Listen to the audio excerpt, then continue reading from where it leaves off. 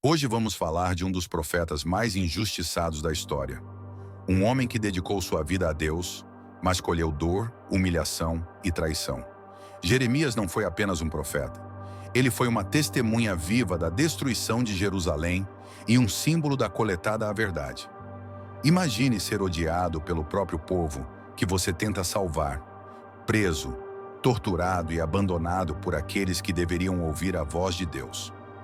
Pois foi exatamente isso que Jeremias planejou. Ele não profetizou vitória, não anunciou tempos de paz. Pelo contrário, suas palavras eram transmitidas de juízo e lágrimas. E o que acontece com aqueles que falam a verdade quando ninguém quer ouvir?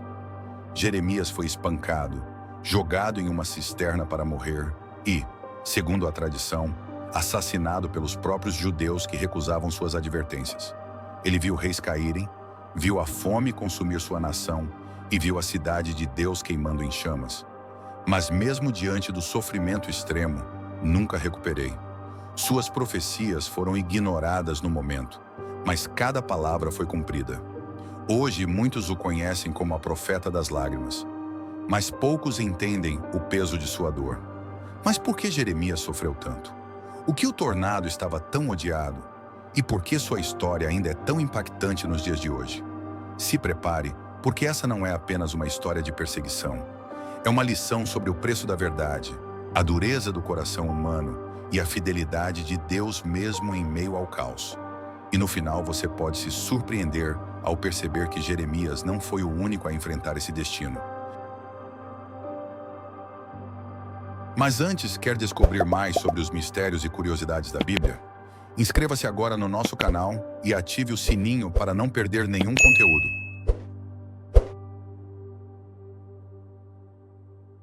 Desde o ventre materno, Jeremias já estava destinado a ser a voz de Deus para uma nação rebelde. Antes que te formasse no ventre, te conheci. Jeremias 1:5. Declarou o Senhor, marcando a sua vocação profética de maneira irrevogável. Mas Jeremias não era um homem de grande influência ou experiência. Pelo contrário, era jovem e inseguro. Temendo a responsabilidade gigantesca que recai sobre seus ombros, hesitou. No entanto, Deus não aceita desculpas quando escolhe um servo. Ele prometeu fortalecer Jeremias, colocando suas palavras na boca do profeta e tornando-o uma fortaleza diante do povo obstinado. A missão que Jeremias recebeu não era para os fracos de coração. Ele foi enviado a um povo suportado, que havia trocado a inspiração ao Deus verdadeiro por ídolos sem vida. Em um tempo de líderes corruptos e sacerdotes desviados, suas palavras seriam como fogo, e o povo como palha. Jeremias 5:14. Deus o distribuiu como coluna de ferro e muro de bronze. Jeremias 1:28. Garantindo que, embora enfrentasse resistência, ninguém o destruiria. Mas ser uma porta-voz do Altíssimo não quis ter um caminho livre de sofrimento. Jeremias logo percebeu que carregar a verdade divina é um fardo pesado. Seus primeiros anos de ministério foram marcados por advertências constantes e apelos ao arrependimento. Mas quem está disposto a ouvir aquilo que incomoda? O povo de Judá preferia os falsos profetas, que acalmavam seus temores com mentiras doces, dizendo que a paz reinaria, mesmo quando a justiça se aproximasse. Jeremias, por outro lado, chorava pelas ruas, alertando sobre a calamidade iminente. Era chamada de perturbador, traidor e alarmista. Como um homem que só queria fazer a vontade de Deus poderia ser tratado com tanto desprezo? Mas o desprezo seria apenas o começo. Quando a verdade é rejeitada, o mensageiro logo se torna alvo da fúria daqueles que não querem ouvi-la. Jeremias aprenderia que sua jornada não exigia apenas coragem, mas também resiliência diante de perseguições brutais. Seus dias de sofrimento estavam apenas começando.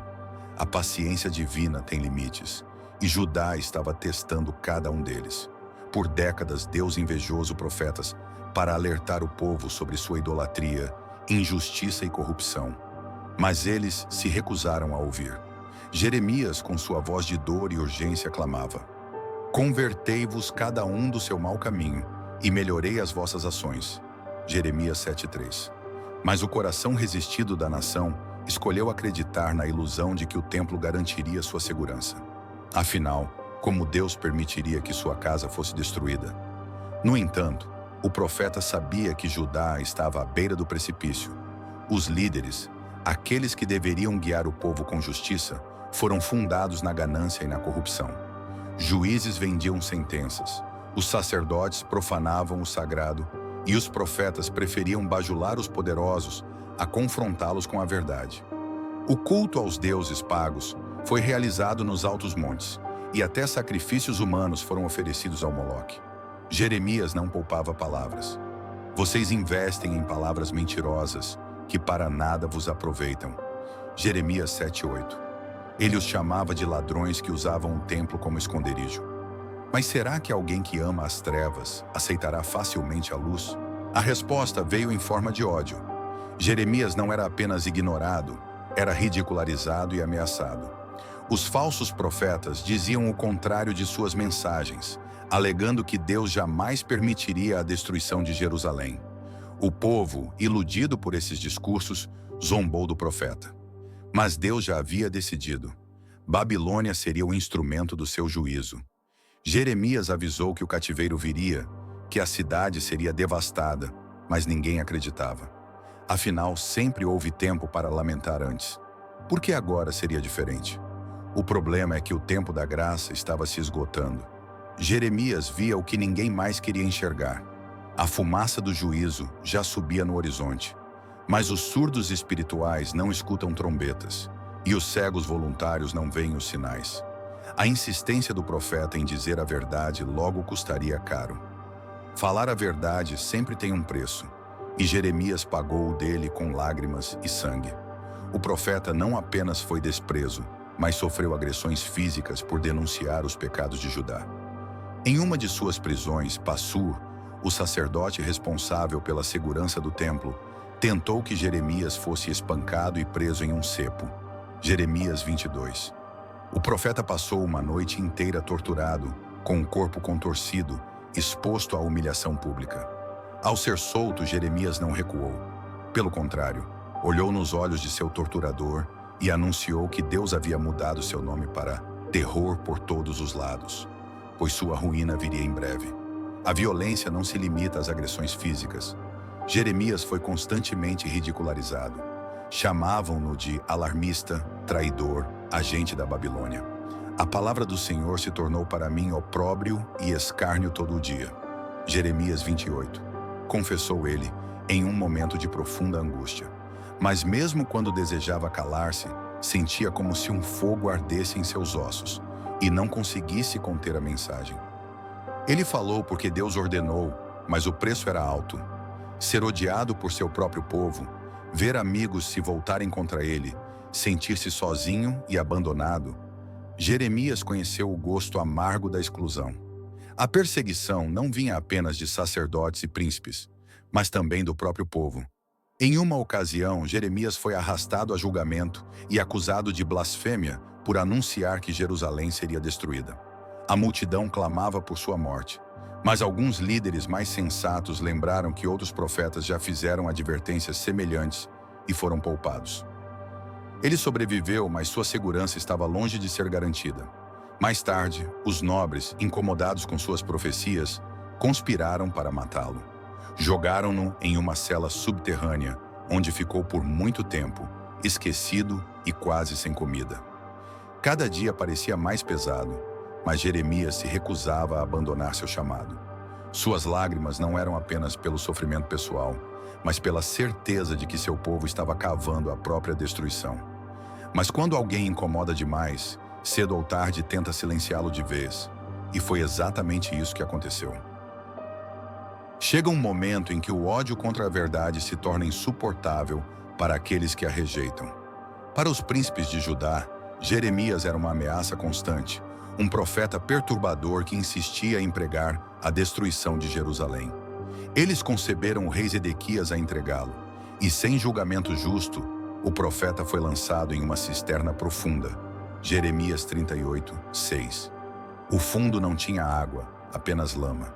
Jeremias afundou lentamente, sentindo o frio e o peso do desespero. A morte parecia iminente e, pela primeira vez, talvez tenha pensado que aquele seria o fim de sua jornada. A cisterna era mais do que um castigo físico, era o simbolismo do desprezo completo.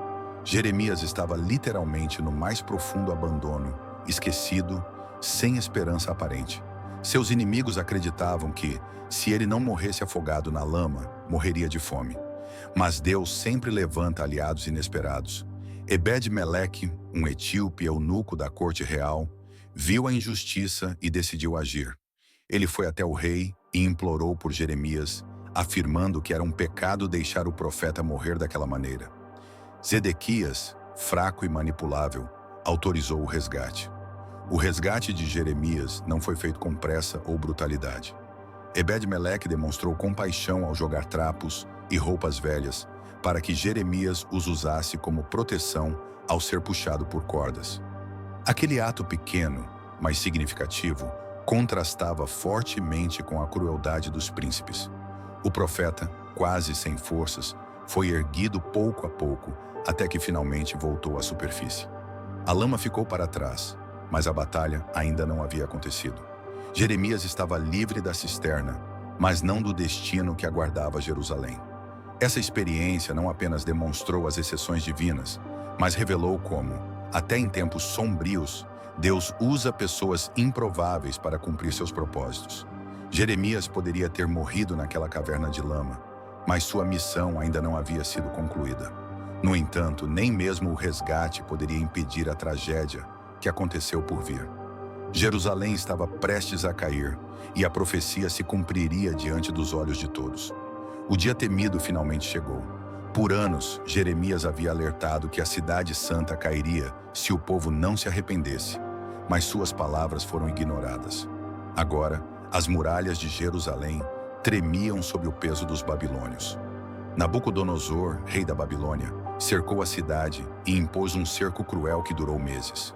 A fome assolava Judá, e aqueles que antes se banqueteavam, agora disputavam restos de comida.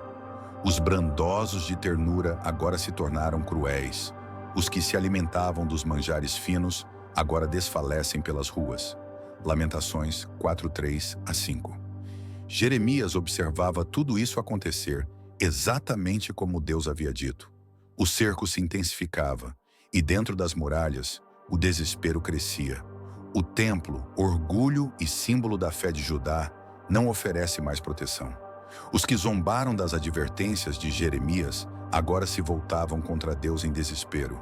Mas era tarde demais. Quando as defesas ruíram, a invasão foi brutal. Soldados entraram como uma enxurrada, derramando sangue e incendiando a cidade. Os gritos ecoavam pelas ruas, e a dor de Judá era indescritível. O templo, a glória de Israel, foi saqueado e destruído pelo fogo. Jeremias estava certo, mas essa era uma verdade que ninguém queria ouvir. Os líderes que tanto desprezaram o profeta agora tentaram fugir. O rei Zedequias, em um ato de desespero, conseguiu escapar pela noite, mas foi capturado. Como castigo, seus filhos foram mortos diante de seus olhos, e logo depois ele foi cegado.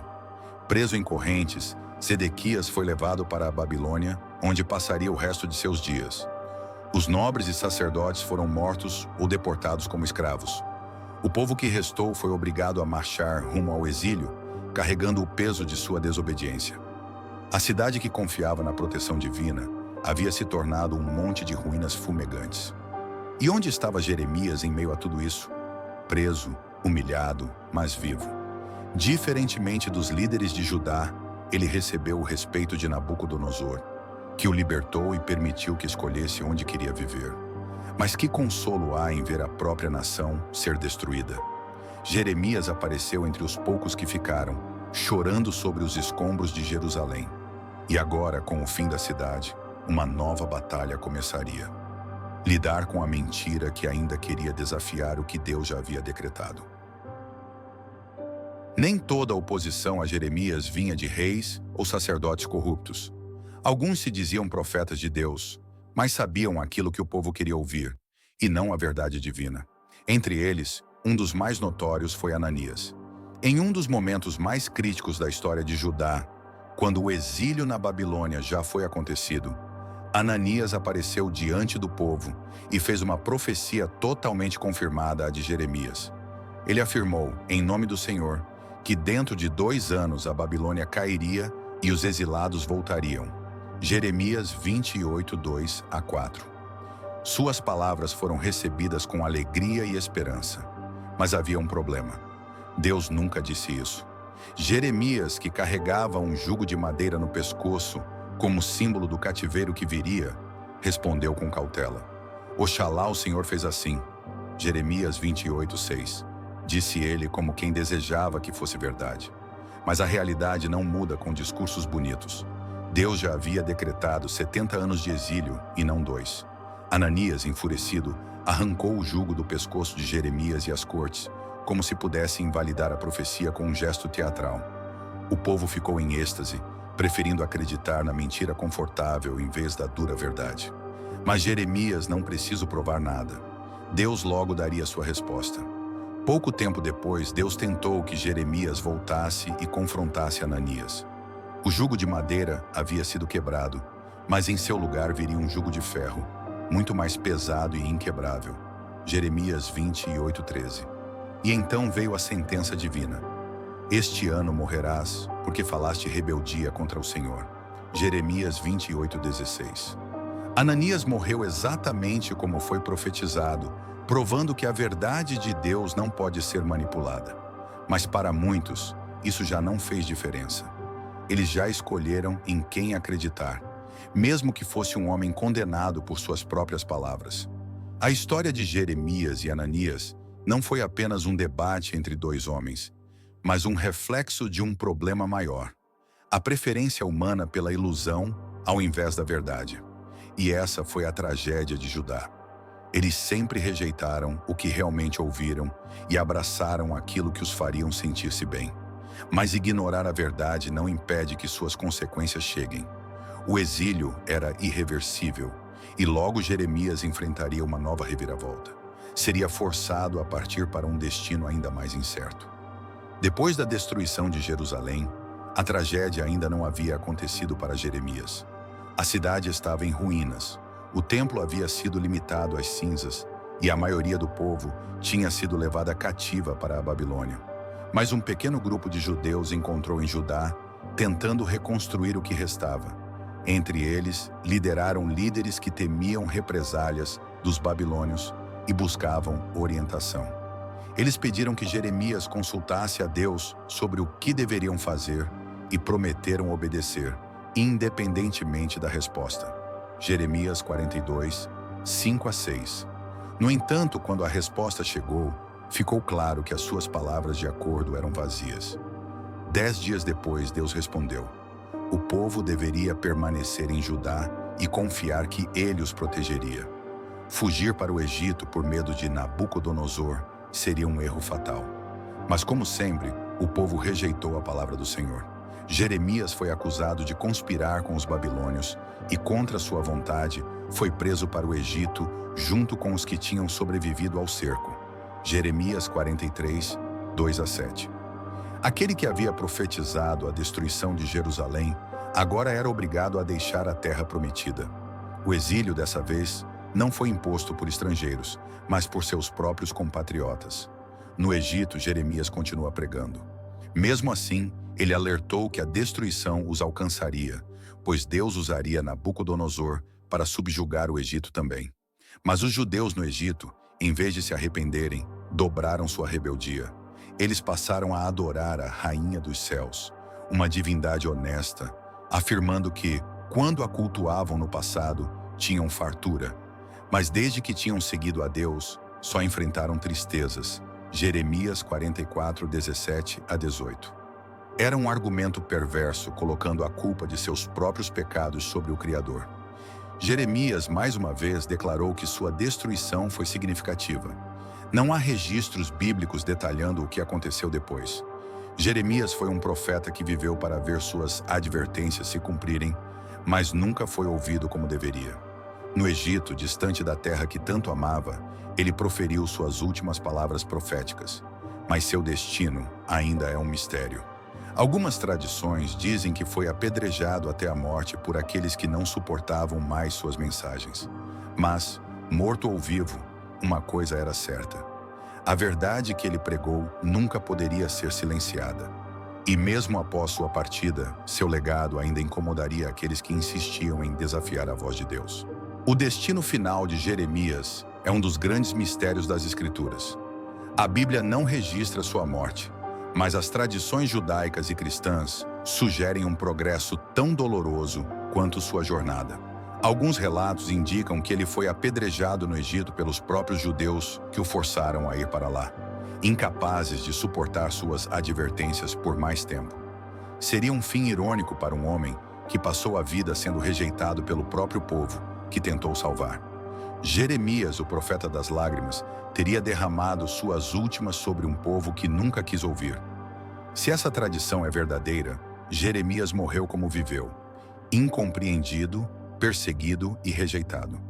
Seu ministério foi marcado por dores profundas, desde torturas físicas até um exílio forçado. Mas mesmo diante de tudo isso, ele nunca se desviou da missão que Deus lhe confiou. Jeremias nunca buscou aplausos, nunca moldou suas palavras para agradar, nunca trocou a verdade por acesso. Ele perguntou fiel até o fim, carregando o peso de uma mensagem que ninguém queria ouvir. Seu sofrimento não foi em vão, pois cada uma de suas palavras se cumpriu. E se Jeremias realmente foi apedrejado até a morte, seu sangue se juntou a tantos outros profetas que foram mortos para falarem a verdade. Jesus fez a perseguição que os profetas sobreviveram, lembrando como o povo de Israel sempre resistiu à voz de Deus. Mateus 23, 37. O profeta que chorava não chorava apenas por Jerusalém, mas pelo destino daqueles que recusaram a graça e escolheram o caminho da destruição. Jeremias sabia que sua luta não era contra os homens, mas contra a dureza de um coração rebelde. Mas será que Jeremias realmente perdeu? Seu povo pode tê-lo rejeitado, mas sua mensagem atravessou os séculos. Seus escritos inspiraram profetas, apóstolos e até o próprio Cristo.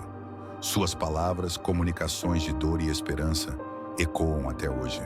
E sua história nos ensina que seguir a verdade tem um preço, mas que nenhum sofrimento pode apagar aquilo que Deus colocou. Jeremias se foi, mas seu legado permanece, desafiando gerações a ouvirem a voz do Senhor antes que seja tarde demais. A história de Jeremias não é apenas sobre sofrimento e exclusão, mas sobre um chamado que transcende a dor. Ele não escolheu ser profeta, foi escolhido antes mesmo de nascer. Mas seu destino não era de glória humana, e sim de lágrimas e solidão. O povo de Judá o desprezou, preferiu ouvir mentiras reconfortantes e ignorou seus avisos. E no final, tudo o que Jeremias previu se cumpriu. A cidade foi destruída, o templo virou cinza, e aqueles que zombaram dele foram levados cativos para a Babilônia. Mas quem realmente estava preso?